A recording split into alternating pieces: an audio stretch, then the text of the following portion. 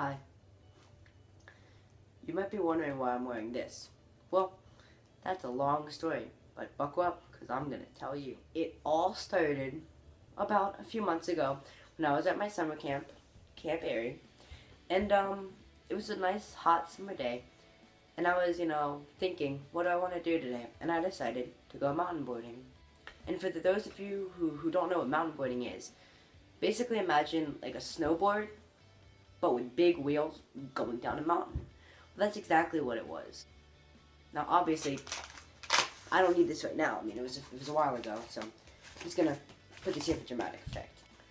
Anyway, so it was good. We all had our pads on, helmet, shoulder pads, elbow pads, whatever. And we were going down. I did a few runs, going fine, doing whatever, doing my thing. Have not fallen yet. And keep in mind, I've been doing this for like 3 years, and I've never fallen, so the odds of me falling were very unlikely. But hey, guess what happened? I fell. And I didn't just fall like my arm or my leg or something. No, I fell on my butt. And you think, okay, Ethan, so you fell on your butt. What does that have to do with this? Well, after I fell on my butt, I started rolling like a freaking basketball down the hill. Now, at first, I didn't realize that I was hurt.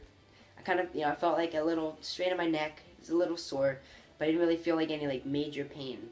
So I just sat there, I'll catch my breath. I was kind of out of breath, whatever, until like the guy in church came over and he said, "Ethan, you just wiped out. Are you okay?"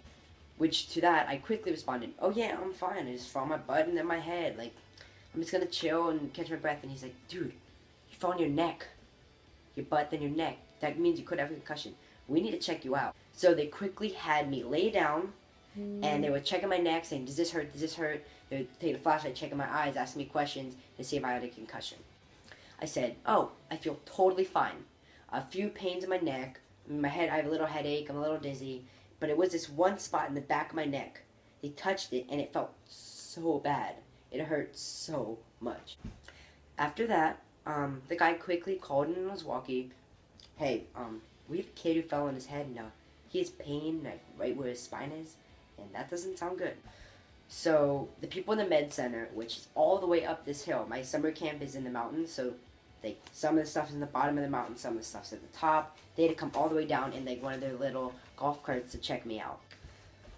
Yeah, that wasn't fun. Seeing them come down the mountain with people were starting to gather up a group like, "Oh my God, what's going on with him? Is he okay?"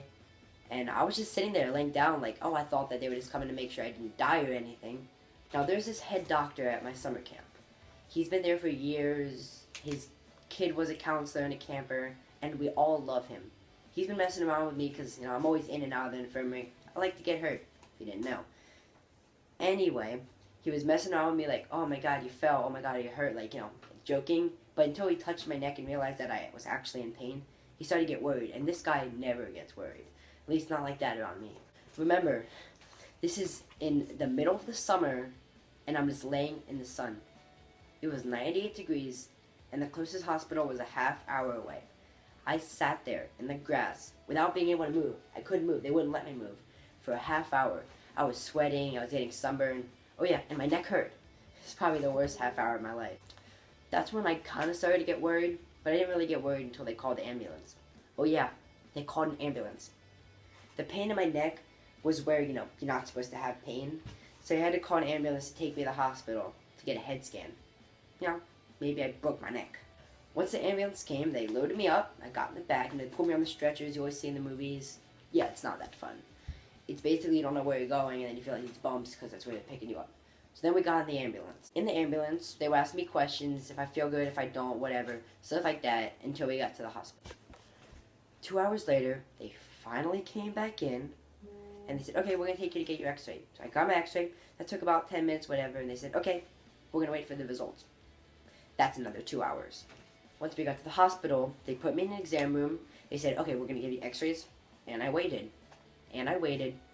And I waited for 2 hours. Yes. Me, being the frantic person I am, was really nervous considering I was in the hospital for 5 hours with a pain in the neck, literally.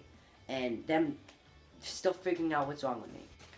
It finally came back that I had like a neck strain. It was minor. So they gave me this. It's like a little neck thing, whatever. They see these movies. People always laugh at guys with this. the basic stuff, and I had to wear it for 3 days, which I could do until I got back to my 98-degree summer camp. My neck was so sweaty and itchy the next 3 days, it was unbearable. It was so bad. I even tried to take lotion and rub it in, but then it got sticky on the inside and it was so disgusting. That just made it smell worse. I also had to sleep in this.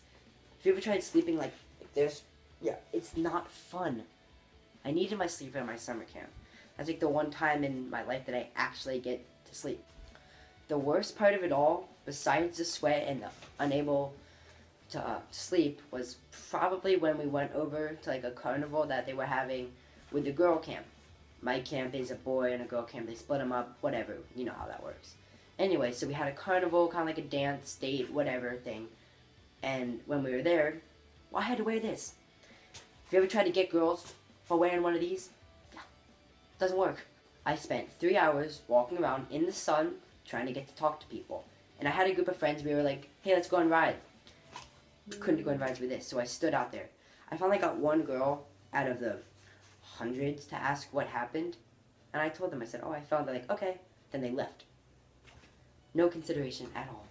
Basically, the way I want to sum this up is, 1, be careful when you're mountain boarding. Be careful in all situations.